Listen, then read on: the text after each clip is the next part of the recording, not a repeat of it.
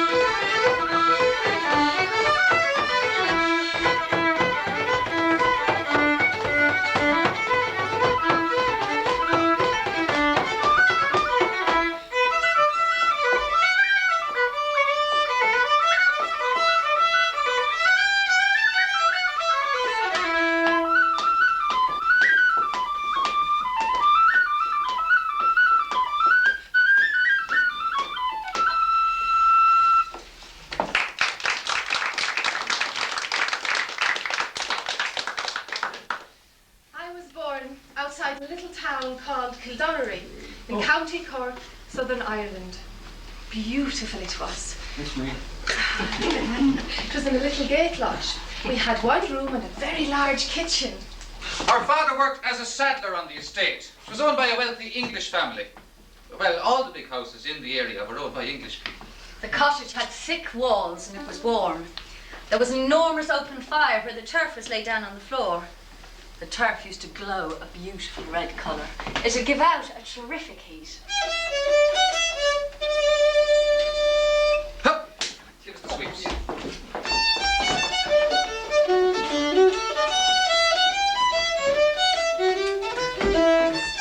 Well, I was the youngest of 8 children.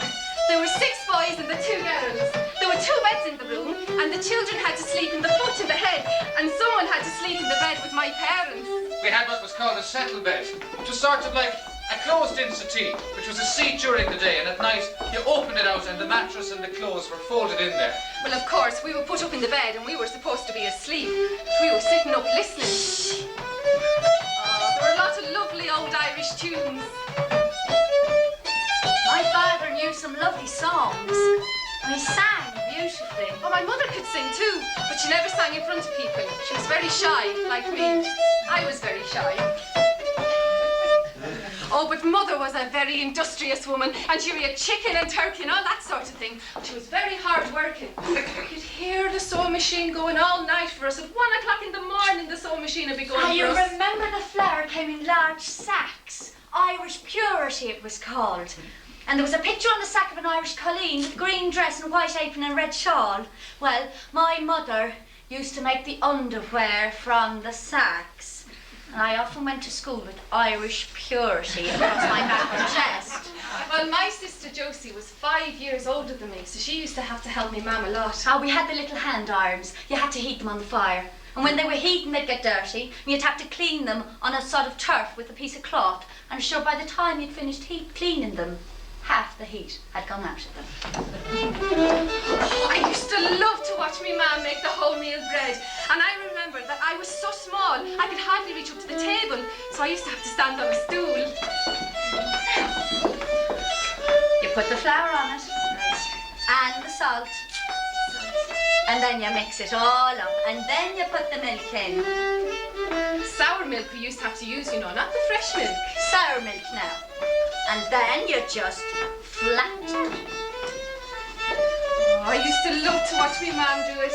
So I was able to do it then, you see. Oh, did you ever make a colonnade with milky cream with greens and thick and scallions blended like a picture in your dreams? And did you ever make a hole on top to hold the melting flake of the floury flavoured buttermilk?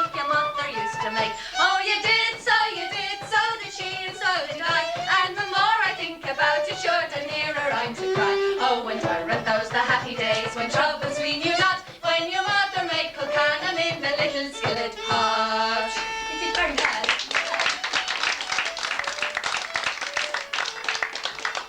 Our father worked as a saddler on the estate. He'd take the horses from one fair to another, and when he delivered the horses, he'd walk back.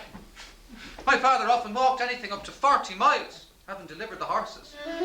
But I used to love the springtime of the year. This is the time when the sheep are having lambs. I'd get up in the morning, go into the kitchen and say, "Are there any lambs this morning?" There's 2. No, look, there's 3. There's 4. And when I got home in the evening, I'd see maybe 20 or 30 lambs jumping round the fields, as if they had a fair spring. People used to throw out things like cups and saucers and jugs, and I'd go out and collect all the broken pieces and go out in the fields, and I'd lay them all around in the grass and pick flowers and lay out all the lovely colours. I used to love doing that. I used to call it cabby. We used to love to go out in the fields, and you know they had lots of rivers in the fields. So we'd take off our shoes. And no, what would Mother say? It doesn't matter. And we go walking in the river. You know, when it's a really hot day, you just walk in the river. Oh, my mum used to go wild. She'd say, "You'll get a cold that way." but we done it anyway. Or if there'd been a storm, we'd go out in the roads, watch the steam come up. There were about 4 or 5 cottages round us. They were mostly herdsmen and farming people, and 1 or 2 railway people. There was a cottage that there was an old signalman living in, and his wife, Mary Ann. Oh, we used to pester the life out of them. I can remember one Sunday they'd gone to Mass and we went into their cottage because we had 2 hen turkeys, but we didn't have a cock turkey. So what we did, you see, we brought our turkeys over to Mary Ann's house in the kitchen. Well, we thought that her cock turkey would shred our hen turkeys, but then we'd be all right, you see, because we'd have young turkeys. I should think the blooming cock turkey fly around, knocked everything over, all the china from the shells and all the dead, and of course we nearly died. So we had to clear up and come out. And then when Mary Ann comes over to our house, shut up. My God, I don't know who was over in my place. The whole place is upset. The turkey must have flown up in the shell. And we were bursting laughing. We went to a village school. When I'd be going out to school, it'd be. When you get home, I want you to do the churning. If I was lucky, I went to school 3 days a week. I didn't get much education. If I stayed home from school, it wasn't because I had a pain in my head or my toe. It was because I had to take a horse or 2 to the forge, or I'd be picking up stones in the fields. Should there be a race from the time we left home to the time we got to the school door? We never stopped running. I don't know what would have happened if we was a bit late. They were very strict at the school. You were supposed to be there, unless you were very ill. Yes, my God, it was strict. I got plenty of walloping there. Walloped with those pointers for not knowing your catechism, or not knowing your sum, or not being able to spell. But our teacher, Miss Toole, oh, she had a great spot in her heart for our family, because she had her eye on our Uncle Dan. Do you remember? Miss Toole was a man and a woman bashed into one. Well, she had the big farming boys to cope with. Great, hefty lads. They took some managing. Well, I remember one day I was getting up to some tricks at my desk, and she called for order, and sure it didn't come. But she had this cane, you know, an ordinary cane. But she had an ash plant as well, you know, swishy, swishy. I said, order. Well, she came over to my desk and she said, I'll move the legs from under you. sure, the desk fell over and I was all covered in the ink. Miss Toole would give us a lot of poetry and recitation in Irish. I walk to my wukaleen, my story note my hemasheen. I walk to my wukaleen, a gavel she's and boher. Nil brugger be regakashin, regakashin, regakashin. Nil brugger be regakashin. Not copying na stoker. They brought her lunch with us. A couple of slices of bread. slice of homemade cake. A bottle of milk. Did you ever take the day to cake a box to the school tucked underneath your oxter with your monkey slate? When the teacher wasn't looking, what a great big bite you take of a flowery sweet potato cake your mother used to make. Oh, you did, so did she, and so did I. And the more I think about you, sure, the nearer I'm to cry. Oh, and everything else the happy days when trouble's been you not. When your mother made Kilcannon in a little skillet pot.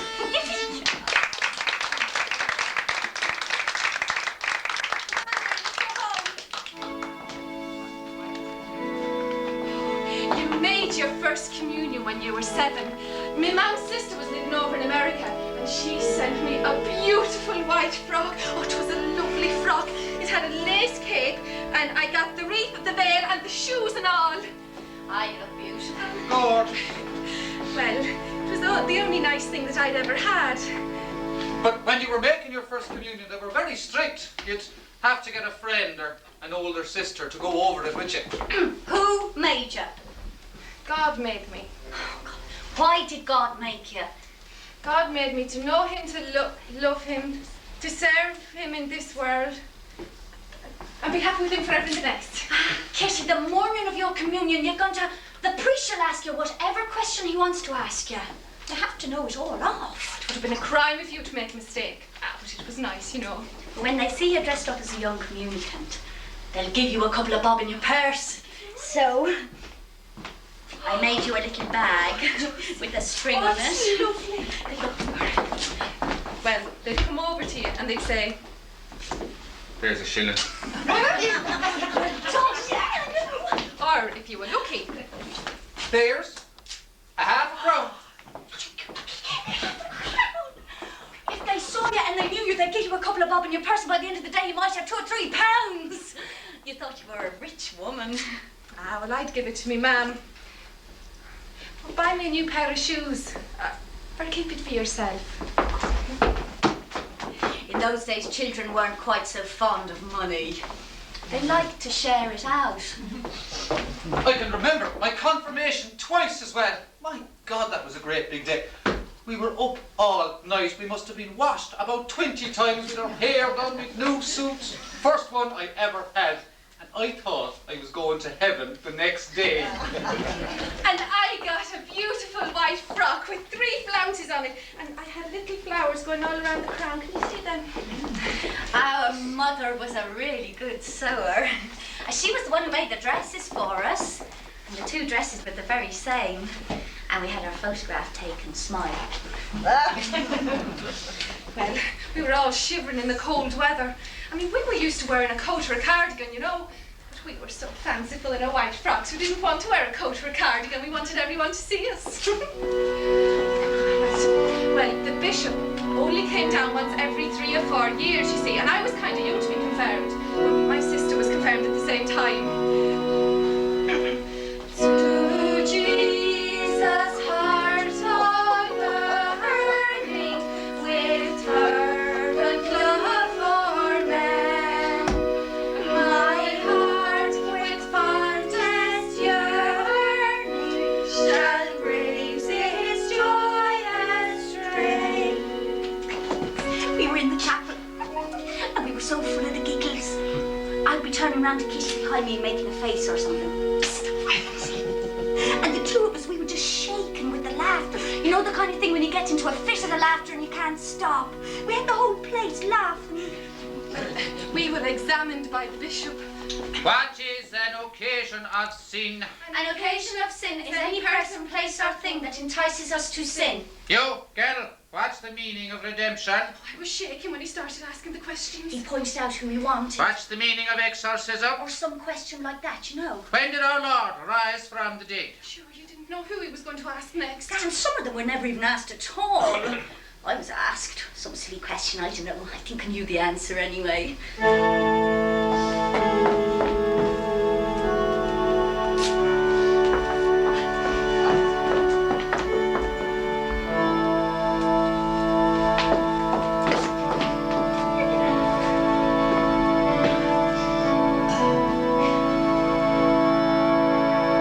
And then we had our confirmation party. Oh, nicely made sandwiches. And us all sitting at this big posh table in the church hall. And rows of cups all along the table, and sweet cakes, and jelly, and custard. My Aunt Jane, she took me in, she gave me tea out of her wee tin. She gave me cake with sugar on the top, and 3 black buns out of her wee shop.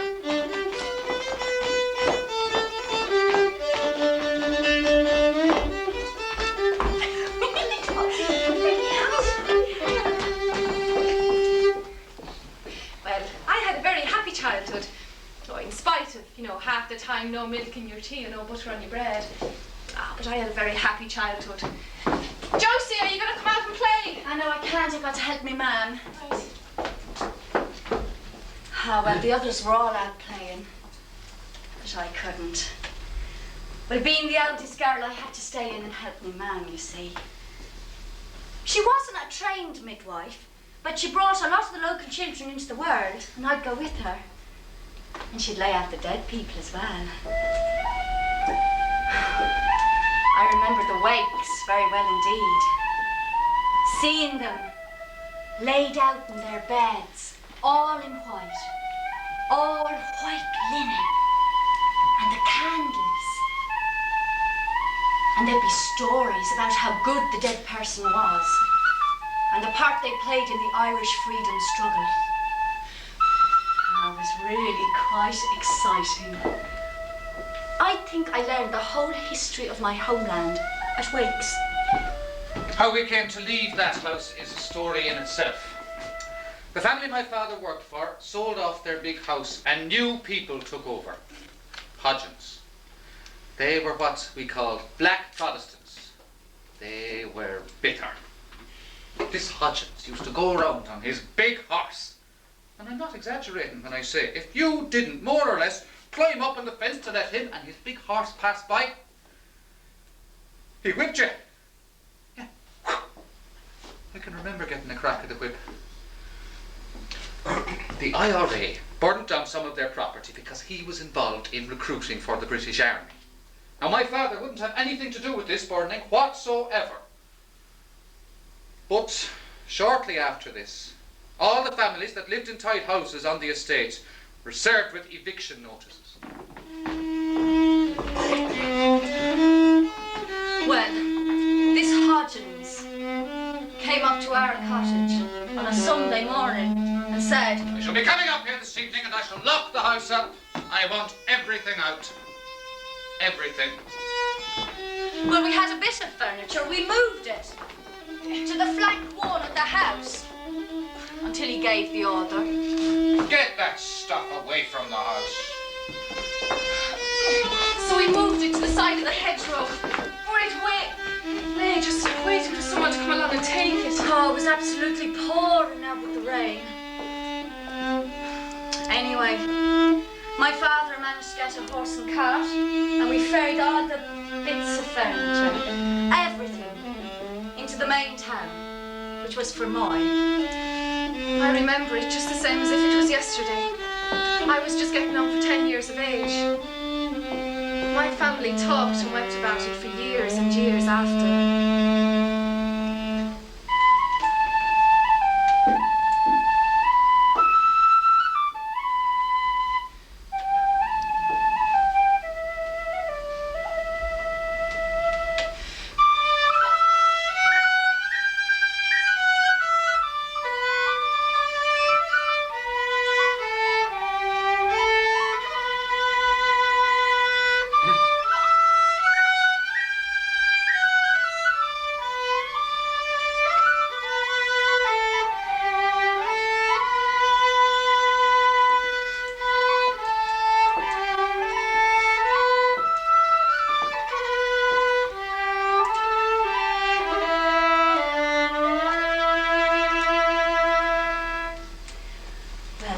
Through a cousin, my father managed to get a bit of land and a little house on the side of the Galtee Mountains, near Kilbehenny, and we moved there. It was completely different. A huge difference. Well, the place we come from was quite a rich place with well-tilled, plenty of fat cattle and good land. Oh, this place now. It was a mountainy kind of place. Little bits of farms, thinly populated. Sure, there wasn't much doing there. Well, shortly after we moved to the new place, my mum fell ill. And with her in bed most of the time, sure Josie had to do everything. Yeah, and with 3 brothers still at home to look after. Oh, I needed to get away from home. Because all it was at home was all work and no money. I wanted to work in the city. We used to get the Irish National paper, the Irish Independent, and there'd be advertisements for sanatoriums, hospitals. I'd hide the paper, hoping I'd be able to apply for one of those. Well, one day, a cousin of ours, Bridie Wilson, she came to visit. Now, she was the matron at the Richmond Asylum in Dublin. How are you getting on there, Josie? I am just peppering to get away from home. I must get away. Oh, what are you thinking of doing? Oh, I'll do anything. I'll just do anything. Bridie, can you make room for me in your establishment? Oh, no, Josie, you wouldn't like it. I can guarantee you wouldn't like it. Oh, I'll give it a go if you'll have me. I'll send the form over for your mother to fill in, all right? Right. Oh, but you listen, you're going to have to get the priest to sign it. So, the form came and the priest signed it. Well, I give you a good reference, but I don't think you'll like it. If I can get in, I'm going. Well, Bridie Wilson will do the best she can for you. I know that. I filled in the form saying I'd been educated at the convent. Well, I hadn't. But there was a bit of status about convent education. But that bit wasn't filled in when the priest signed it. Well, I was accepted. And I went off to Dublin.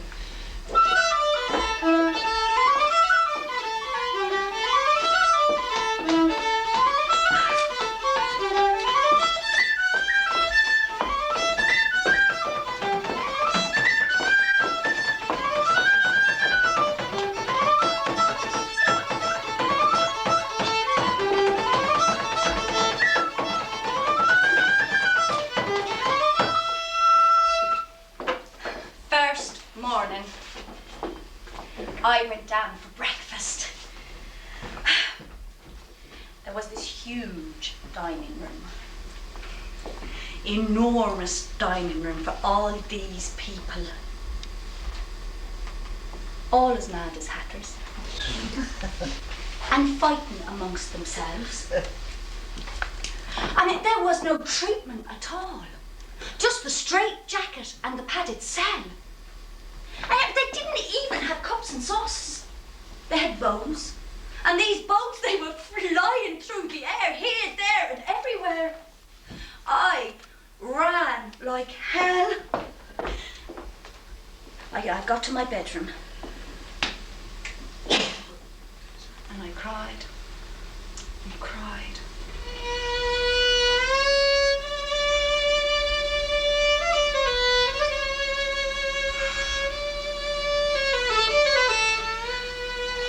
Dear Mum and Dad, the uniform is blue and white. It's very attractive. The stockings and shoes are made on the premises by the patients. I shall get 30 shillings a week and I'll be fed in clothes, so I'll send money home. I hope you're all well. Love, Josie. I cried day and night. 3 weeks.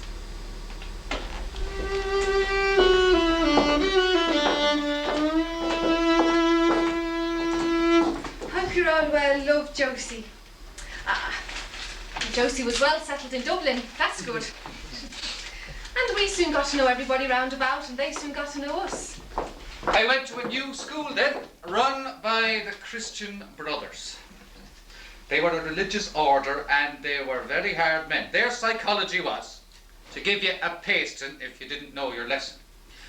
You learned your lesson or you were crucified. They were very, very hard men indeed. I remember Once we were all standing round the blackboard doing algebra. The brother would put up a sum and call out to one of us to finish it off. Now the lad next to me and I were fricking and jostling each other, and he turned round and caught me. Well, he pulled me in, he hit me, he banged my head off the blackboard. I have the mark around my head to this day as a souvenir of that incident. And if you went home then and told your father, I got clattered today by the Christian Brothers, he gave you another one. On the grounds, if you deserved to get one from the Christian Brothers, he was going to give you another one just to show you. Don't do it again. Whatever it was. Don't do it again. Well, I went to the convent school there. We were all taught by the nuns. Oh, they were very dedicated, very good teachers. And considering the poverty that was around at that time, I think they gave us a good, solid foundation. But of course, sex education was unknown in those days. So I remember one day one of the nuns came over to me and she said, Come along, Catherine. There's a book we've got to read. she brought me down into her room and she sat me at one side of this long table and she sat at the other clutching hold of a rosary. And she said, Read that book, cover to cover. well, she didn't explain a thing to me. I sat there in front of her reading this book. It didn't mean a thing to me. Well, it was the facts of life. I don't remember anything about it now. I just remember reading it.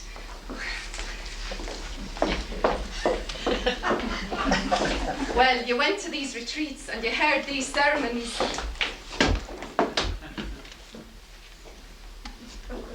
You should never sit alone in a room with a boy.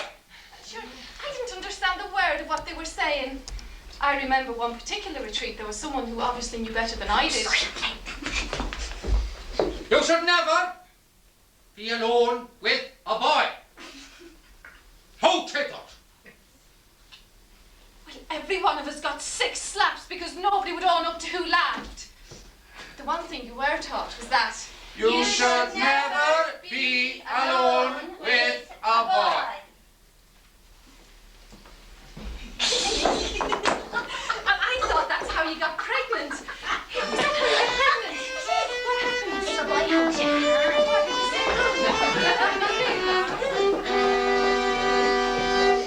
When I left school, there wasn't much to do. I went to work for a relative who ran the local garage. You had to wear these big brown overalls. Just what they called an apprenticeship. They don't pay you. You serve 3 years for nothing. Mind you, he had a girlfriend round about this time. A friend of mine, Teresa. There was a ritual, a very clearly defined ritual. The boys did not chase the girls. It was the other way around. Now, if a girl fancied you, she didn't just walk up to you and say, I fancy it. no, her friend came up to you and said, Tom, Teresa was asking for you. this was the really important phrase, the gateway to paradise. It was up to you then to bump into the girl accidentally. Oh, hello. Maybe carry your bag or something. There was plenty of little lanes and byways where you brought your girl and maybe snatched an occasional kiss. Oh, no. Well, my brothers were going to a lot of the dances at this time, and their collars would have to be ironed until they shone. Tom was quite good. He often took a turn at ironing his own trousers. We'd all be going to the dances on a Sunday night. Living in a country place, the custom was to have open-air dances at the crossroads on fine summer evenings. People used to come from miles this way and that. There'd be fiddles and accordions, hundreds of people there.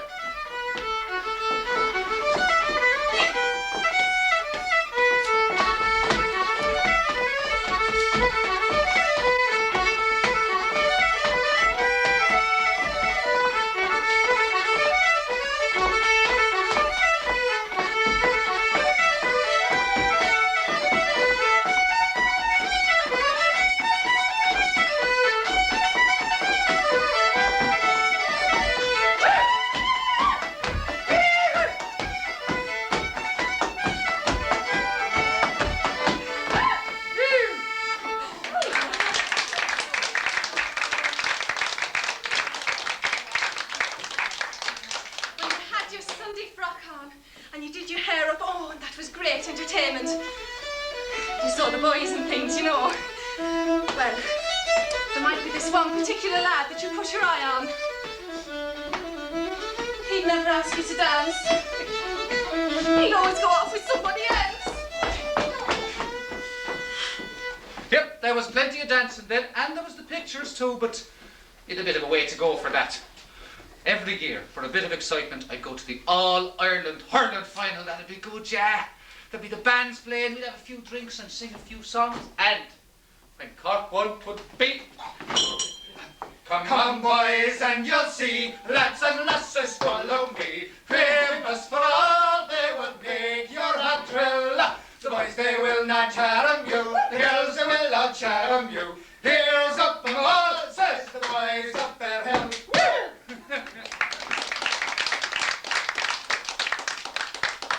I took Josie with me to one of the matches when she got time off from work at the asylum. I know Dublin is a lovely place, but I am not happy with my work at the asylum. So what are you going to do about it? Well, I've applied for a job in Epsom, in England. You have you? Yeah. Well, good luck, Josie. They wrote saying I was accepted. They sent the letter to Bridie Wilson. I hadn't even told her I was applying. She was wild with me. After putting up with all your whinging, you're crying, you're sniffling. Oh, la, you're just about manageable, so you're going to leave us. Ah, well, you can go to England. And you can go to hell.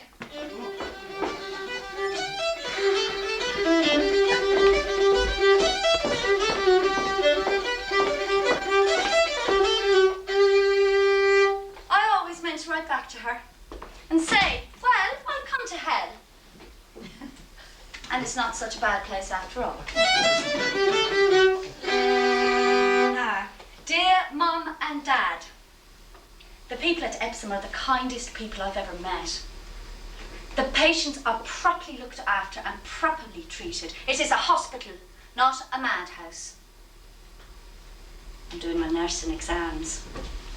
And the nurses are a jolly lot. Last week, on our afternoon off, me and this little nurse went up to the Epsom Derby. We'd ordered a taxi to take us there, but the man at the gate said... You're wasting your time. Taxi men won't be bothered with you girls on the day of the Derby. Why not? Because the race season is the taxi man's harvest, bringing the people up to the course. So, we legged it. And on the way there, a van stopped, and the man said... Look at it, ladies. And the little nurse from Waterford said... Sure, what would Matron say if she saw us going up in that van? She would be very pleased to be offered a lift, and she'd take it too. Come on. And the van took us right up to the grandstand. Now, I was bustling through because I had some money to put on the horses for some of the girls. Josie, there he is. See him. Hey! Pass me up that young lady before she kills herself or somebody else. And I got a grandstand view from the top of the bookmaker's car. And... Oh my God, there he goes. Which one's ours? The brown one, you see him? With the four legs. That's it, yes. Is it the layout? Coming out first.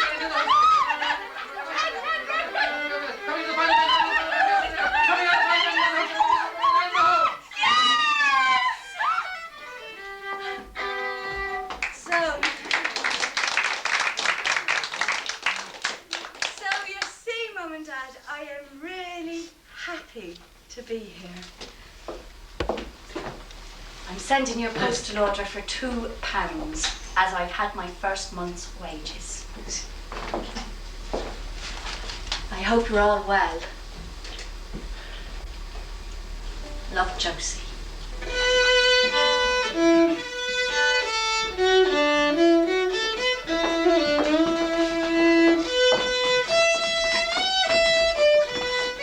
Back home in Ireland, I was getting to know some of the girls.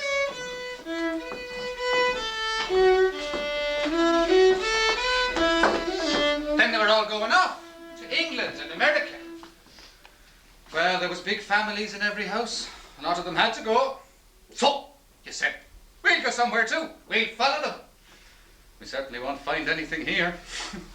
When we were young, we'd heard great stories about what there was to be had overseas.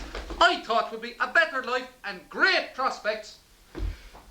So, the first opportunity I got, threw a few things into a suitcase, and at 17, got on the boat to Holyhead.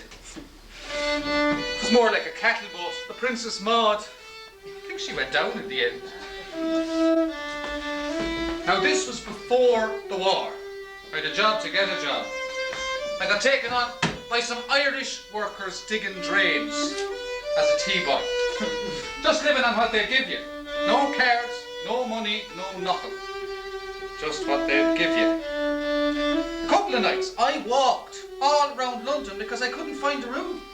I went up the West End, round by Shaftesbury Avenue and Coventry Street. I got frightened by the ladies of the night when they approached me. I didn't want to talk to them, and I didn't want to run away in case people thought I'd done something. So I walked rather fast. Oh, isn't he lovely? And I didn't go that way again. Oh, Mary, this London's a wonderful sight, with the people all working by day and by night. Now they don't sow potatoes, nor barley, nor wheat, but there's gangs of 'em digging for gold in the street. At least when I asked them, that's what I was told. So I just took a hand at this digging for gold. But for all that I found there, sure I might as well be where the mountains of Moran sweep down to the sea. Then I heard of a job going at a massive engineering works down near the Blackwall Tunnel, Delta Metalworks. It was the end of the world to me. Red hot metal and furnaces and noise. And there was a bunch of fellas there who hated me just because I was Irish. A week after I started, I was dipping copper into the acid tank to descale it. This fella shoved me from behind and my hand went right into the acid. And he took every bit of the skin off it. And then I'd find half my stuff missing that I'd worked on the day before. Someone's been at my stuff. There's only half what I've done here. Why don't you get out of it, you Irish bastard? Go back home where you belong. So I went for it. Now, I'd never been a violent man. But I gave him the biggest hammer than he'd ever had. Now, the weather was picking up, so was the building trade. I got taken on as an apprentice joiner by a big building firm. Began to settle down. Found myself some digs where there'd always be a warm bed and a good meal. And 8 years I stayed there. But I'd always try to get home at Christmas to see the family. Tanya! You've got the school starting now, haven't you? Yeah, I got it in 10 subjects. Well, you'll be wanting to find your freedom, a job, some money of your own. Well, I was hoping to be a librarian, but I didn't get the only job that came up in that line. Ah, sure. It's probably who you know, not what you know. Well, someone else who had more clout than me got the job. That irritated me no end. But an aunt who I used to sit with in the afternoons, she saw a job advertised in the paper. Oh, a parlour maid in a private house in Virginia Water. That sounds a pretty place. Yeah. Well, my aunt wrote away and she got me the job in England. Oh, I couldn't get away quick enough. She gave me all sorts of good advice when I was going. Now, don't go into any dark places. You know, stay out in the lights. And don't go away from the lights, or you'll get into trouble. Well, I took one small suitcase. They would provide the uniform. My mother had to find the fare, so she sold the big fat pig. That bought me my case as well. Well, when I was going, my father said,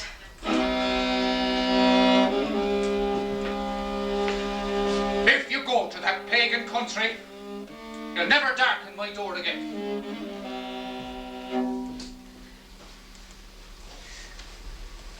well, I suppose a lot of the Irish girls did get into trouble when they went to England. My mother, she was more easygoing. Oh, Kitty. Now, you don't have to stay there if you don't like it. Don't be unhappy over there. You just send us word. We'll bring you home. Pray God and His blessed Virgin Mother to carry you all the way through. See there.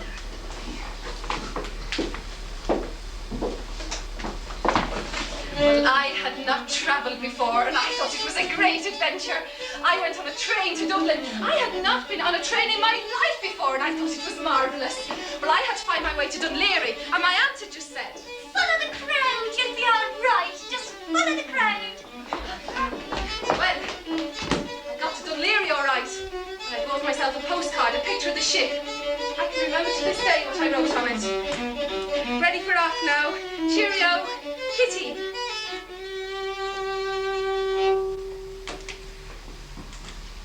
Didn't know then, but I learned later that my mother cried for weeks and weeks when I'd gone. She said I'd lost her forever.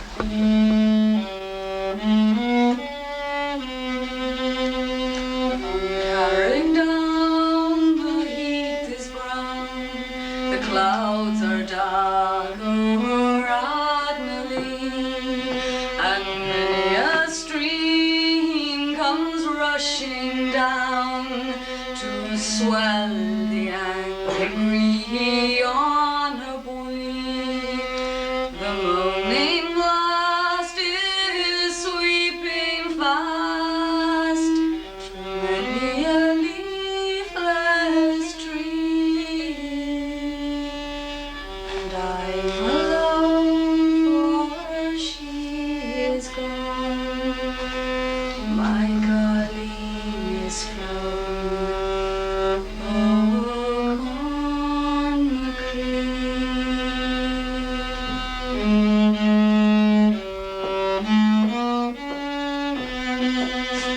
Did you hear the one about the girl who was coming over on the boat and it was very stormy? No? She was opening her handbag and her papers and the whole lot fell out into the sea. So she came over here. She didn't know what to do. Her reference and everything was gone. So she went to the priest, and the priest, he wrote out another reference for her. Mary Murphy, says he, had a good character when she left Ireland, but she lost it coming over on the boat.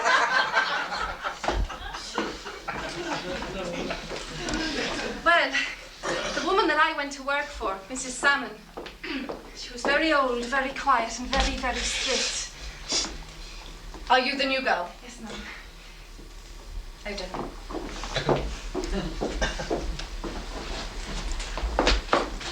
Well, I was given a tiny little attic bedroom to sleep in. There was a chest of drawers, a single bed, and a mirror. That was it. Nothing else. Oh, I felt so lonely. Well, I was lost, really. I cried and cried and cried.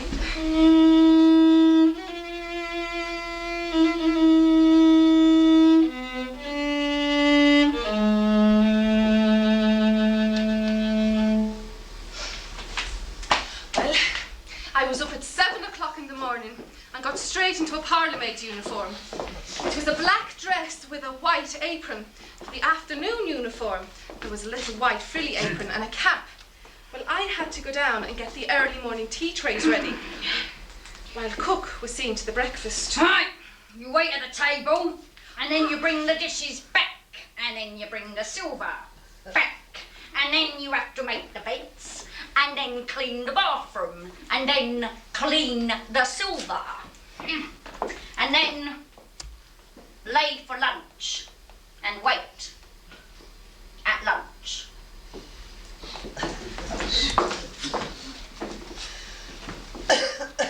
Well, they didn't take any notice of you. It was like being a fly on the wall. I mean, they spoke quite freely in front of you, and you were expected to keep it all confidential. You served them their meal. And then when they'd finished, you had to clear the whole lot back into the kitchen. You only had what they'd left.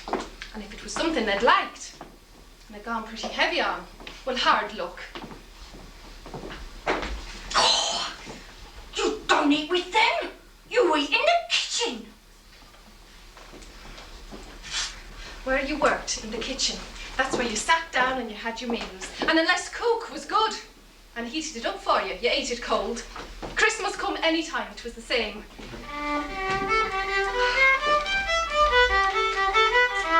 Come St. Patrick's Day, they did the card and the shamrock from my mother. She missed me. That was heartbreaking. Oh, it used to be such a day at home, you know. It's awful sad to be on your own in a strange country. Oh, well, I did used to get out and I talked to the Irish workers on the road. They were doing a bit of work on the side there. And sure didn't someone from the other side see me and report me back to Mrs. Salmon. You are not to go outside the door when we are out.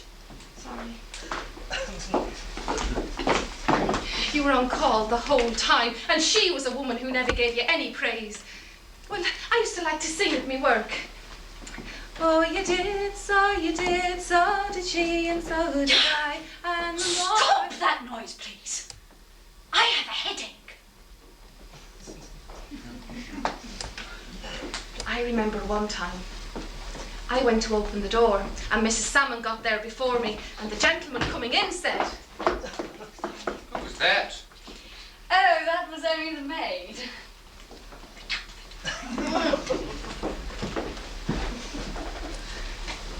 I felt demeaned somehow. To think that there were people walking through that door.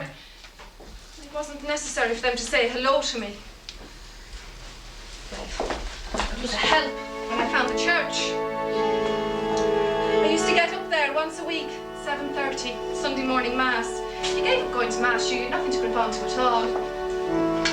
I remember one Sunday I was down at St. Saviour's and I was crying up at the altar rail when the canon came over and said, "Hail Mary, full of grace, the Lord is with thee." Are you in trouble? Oh no, Father. I'm very lonely after my mother. How long are you here? About a month. And I'm very sad and lonely. I'll see you any afternoon you have time off. You can tell me about your family back home. And so I did. I still think that's what held me together. It was the church. And what kept me safe and sound was my prayers. Well, I was determined to get out. So I applied for a job as a housemaid at the Langham Hotel. Well, I wanted to be in London, you see, so I could be near my brother Tom. Well, I got the job. And I remember walking into this hotel. Oh my God. And my feet sinking into this carpet. Well, I had never walked on anything so soft before. Well, indoors anyway. The head housekeeper came over to me and she said, We are very particular about our girls in this hotel. Now, you are the housemaids, Right. and you help the chambermaids. Take it with me. "Oh, thank you. Thanks. While you're here, you'll be like a member of my own family. Thanks." I'll look after you. And so she did. Well, they mothered us housemaids really because we were so young. And there were other Irish girls there too, and Scotch and Welsh. Oh, we had a lovely time, just like a big happy family. And when we were off duty, we'd be sitting up chatting in each other's rooms. My special friend there was Mary O'Reilly. She'd been in service like me. Look! Oh my God, let me try it on. On our afternoons off, we'd go to the shops and we'd buy things called styles. After your duty sent half home to your parents. I remember buying my first ever new coat. Oh, it was a beautiful coat in a mulberry colour. What do you think? Oh, it's lovely. I got an orange lipstick as well. Oh my God, if I think today what an orange lipstick and a plum-coloured coat must have looked like. But I thought that was lovely. And luckily, us Irish are blessed with a good skin, so I didn't need any of that rouge. And we bought that stuff in Woolworths for Nana for a right. penny.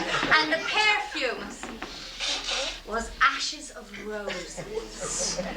Lovely.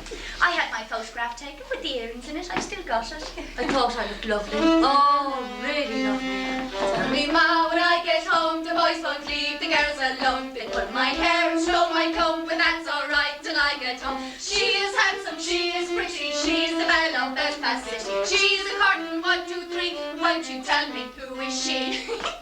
Well, I remember this very big night out we had at the Royal Albert Hall. Do you remember that? I do.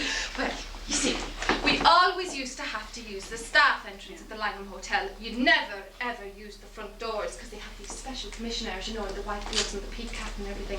Well, didn't our taxi driver pull up outside the front entrance and the commissioner came rushing forward and opened our door?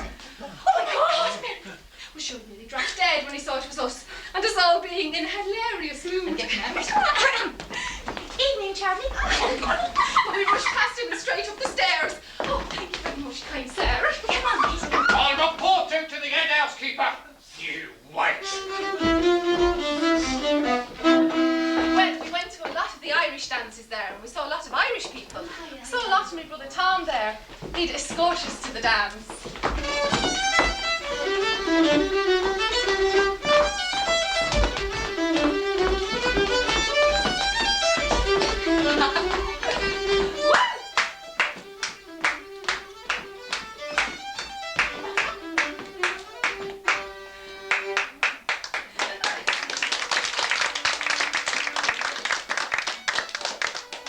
I danced the Siege of Venice with Mary O'Reilly at the Irish Dance Hall.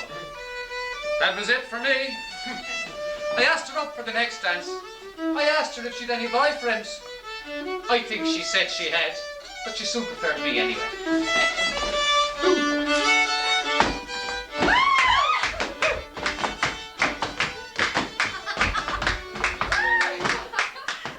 Well, there'd be the step dancing.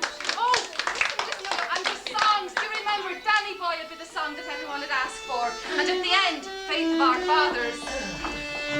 Faith of our fathers living still, in spite of dungeon, fire and sword.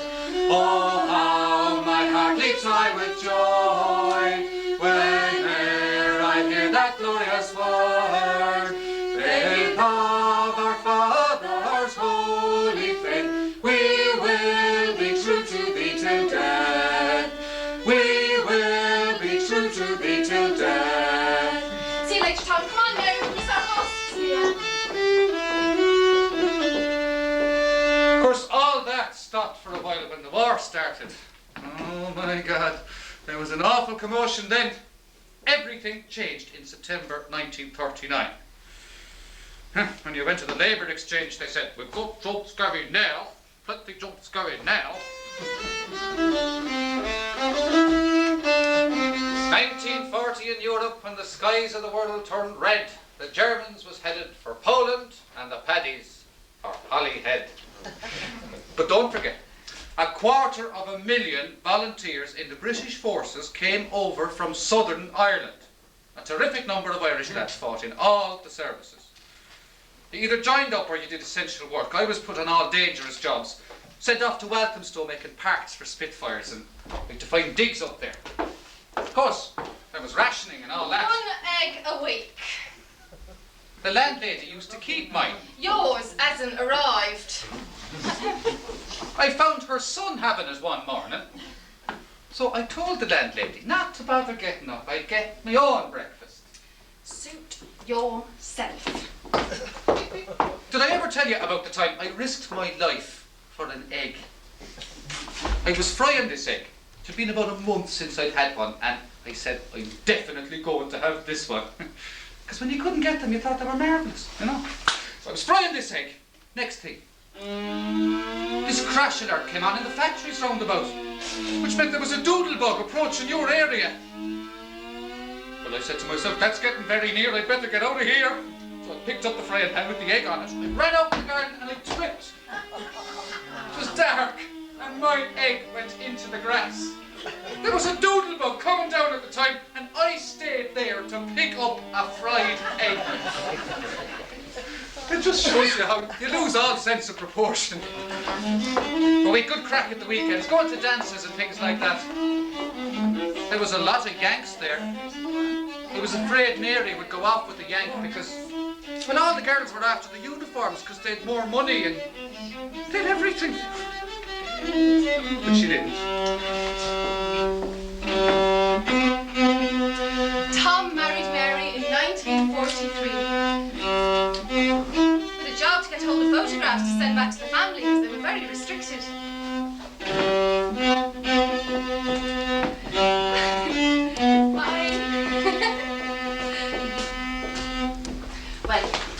housemates had to leave the Langham Hotel when war broke out. It wasn't essential work. So I was sent to Kidbrooke, to the RAF station there, making oxygen needles. You had to be accurate to 1,000th part of an inch. That meant using a micrometer. So I was sent to the technical college for special training sessions. I liked the work. It was something new, you know. I made a lot of friends there. There was this Irish club in Woolwich. I used to go there with my Irish boyfriend. Actually, we got engaged, and I sent the photos home to my parents. But one night, I met an Englishman at a friend's engagement party. How are you? Told me his name was Charlie, and he was 36 years old. God, he seemed like an old man to me. He told me he had a daughter who was 9. And he had lost his wife during an air raid, and she had been a perfect wife, so he never wanted to get married again. So this was just a friendship. Anyway, I let him walk me home. And then he said, would I see him again? So what I used to do, right, I would go over and I'd meet Charlie and I'd say, Charlie, I have to be on duty by 9 o'clock. And then I'd run off and meet my Irish fiancé. Oh, it was a great joke with all my friends. Kitty and Charlie, the old widower, they used to call me. And old man came courting me, hating Durham. And old man came courting me, baby and young. And old man came courting me, said he would marry me. Mates, when you're young, never wed an old man. Why? Well, he's got no Valorum, but diddle-ay-orum. How do you He's got no Valorum, but diddle-ay-day. He's got no Valorum, he's lost his decorum. So mates, when you're young, never wed an old man. Mates, when you're young, never wed an old man. Oh, get off.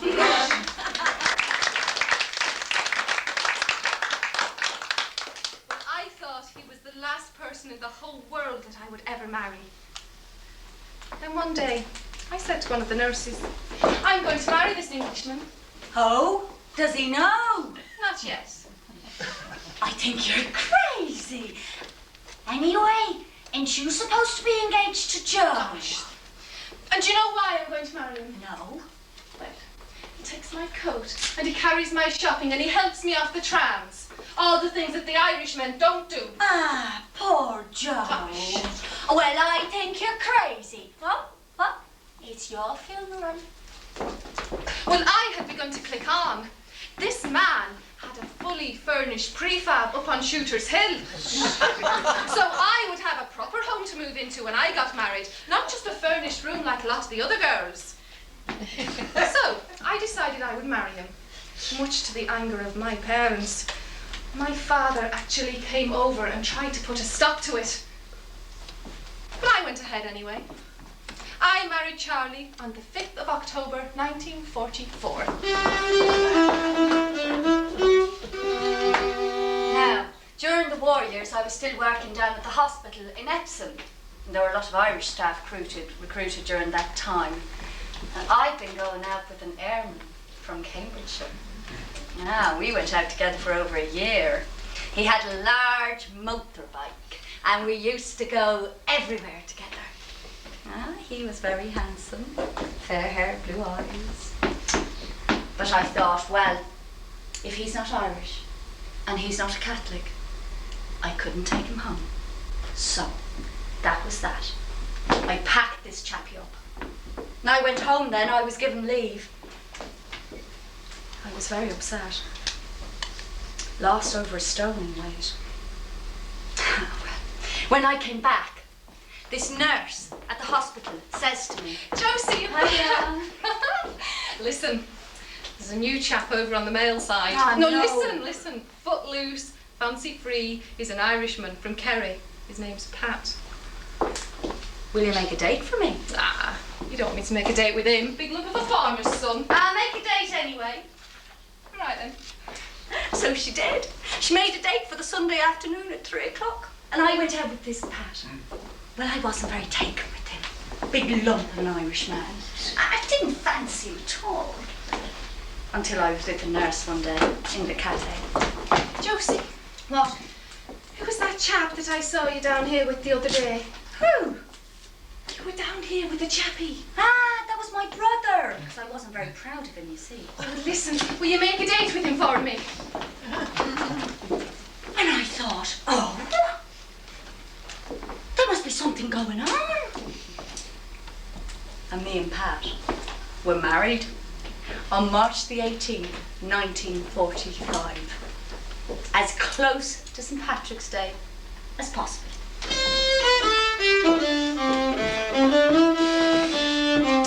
When the war was over, I went back to work in the building industry.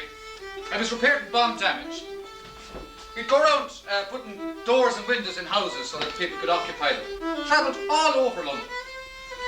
They made me a charge hand, and not long after that, I became a supervisor. Now, I was always shouting and bawling my head off about safety on the sites because when you're working on incentive schemes on a building site, the accident rates are shocking. Dear sir, I write this note to tell you of me plight, and at the time of writing I am not a pretty sight. Me body is all black and blue, me face a deathly grey, and I write this note to say my Paddy's not at work today. Well, while working on the 14th floor, some bricks I had to clear. Now to throw them down from such a height was not a good idea. The foreman wasn't very pleased, him being an awkward sod, and he said I'd have to cart them down the ladder in me hod. Well, clearing all these bricks by hand, it was so very slow. So I hoisted up a barrel and secured the rope below. But in me haste to do the job, I was too blind to see that a barrel full of building blocks was heavier than me. Well, when I untied the rope, the barrel fell like lead, and clinging tightly to the rope, I started up instead. I shot up like a rocket, till to my dismay I found that halfway up I met the bloody barrel coming down. Well, the barrel broke me shoulder, as to the ground it sped, and when I reached the top, I banged the pulley with my head.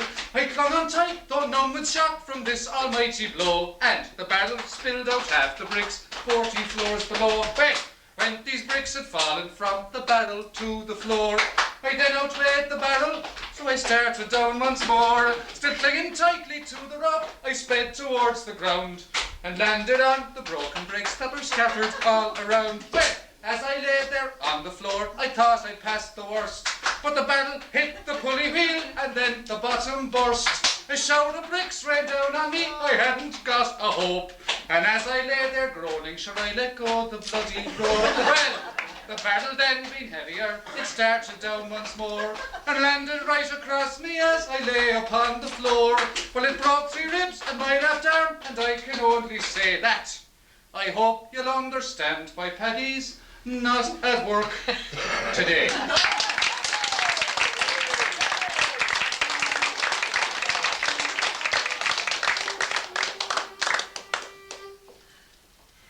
During the early years of my marriage, I found life with Charlie's friends and relatives very difficult.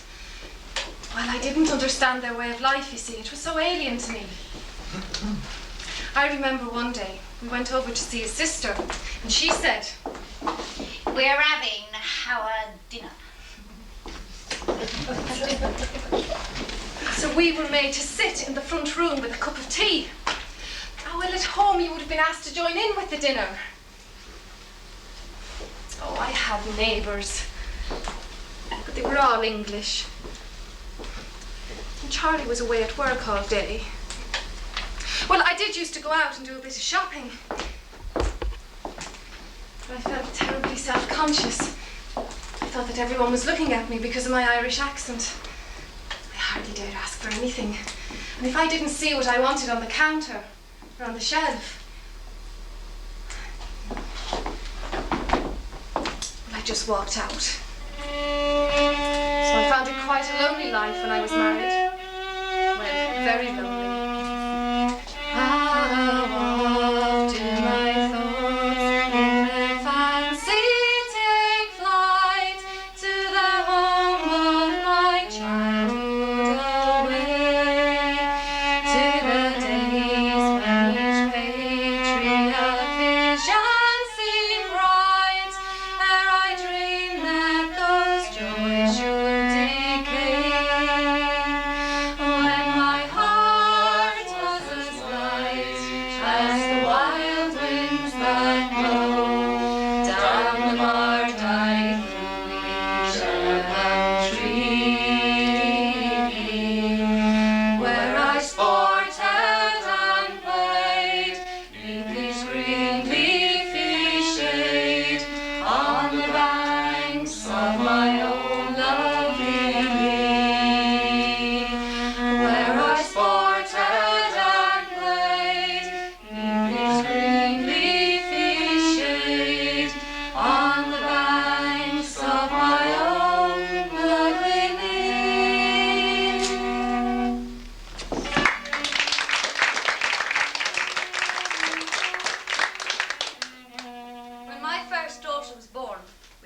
out of the hospital, find our own rooms. My husband used to say you'd find it easier to get rooms if you had a dog than if you had a child.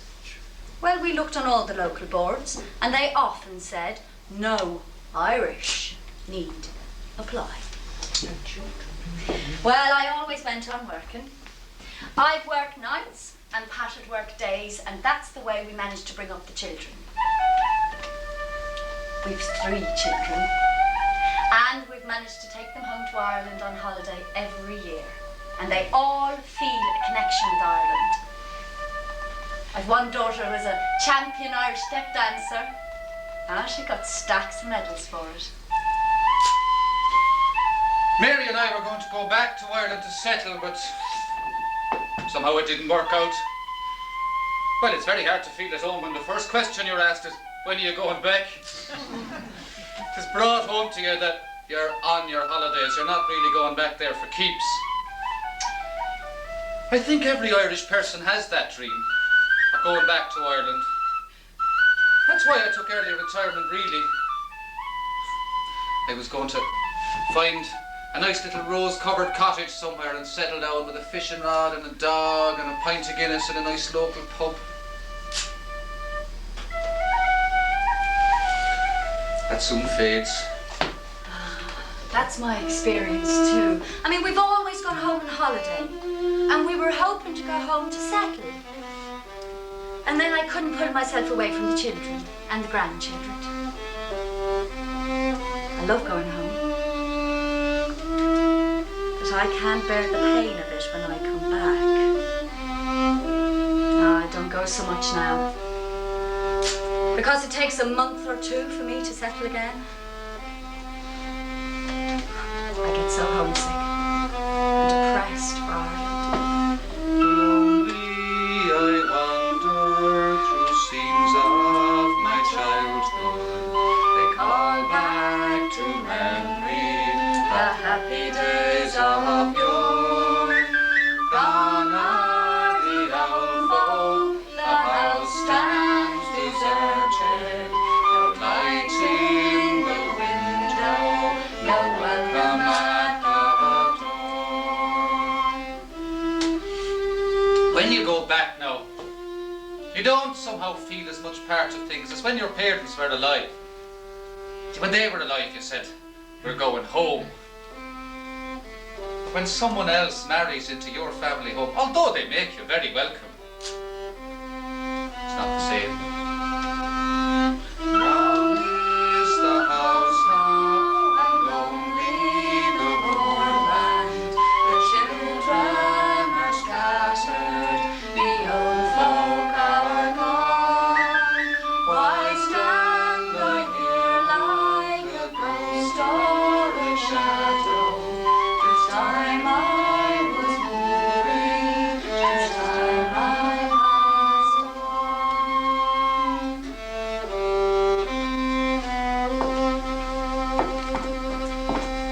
It's surprising when you sit down and you relive your life.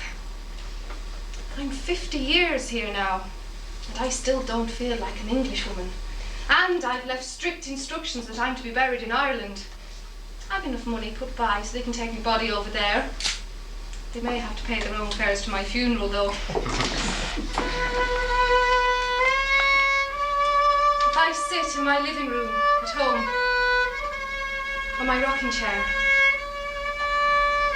my thoughts always go back to Ireland,